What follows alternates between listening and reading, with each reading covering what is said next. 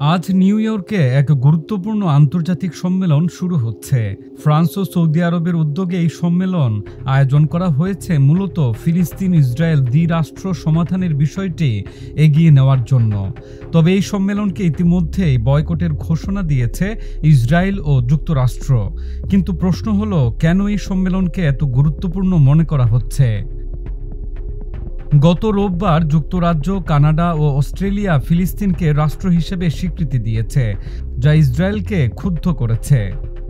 পশ্চিম তীরে আরও ভূমি দখলের হুমকি, গাজা সিটিতে বিমান হামলার মাত্রা বৃদ্ধি এবং এসবের মধ্যে সম্মেলনটি অনুষ্ঠিত হচ্ছে।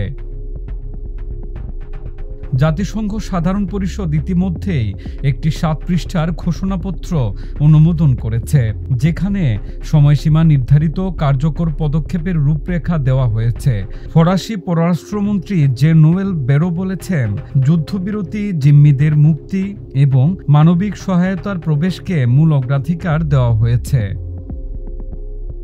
এদিকে ইসরায়েল ও যুক্তরাষ্ট্র এই সম্মেলনকে লোক দেখানো আখ্যা দিয়েছে, কিন্তু আন্তর্জাতিক মহলে বিশ্বাস জোরালো। এখনই পদক্ষেপ নেওয়ার সময়। হামাসের ইস্যু, যুদ্ধবিরতি এবং মানবিক সহায়তা সব মিলিয়ে আজকের এই সম্মেলন হতে পারে ফিলিস্তিন ইসরায়েল দ্বিরাষ্ট্র সমাধানের ভবিষ্যৎ নির্ধারণের এক গুরুত্বপূর্ণ পরীক্ষা।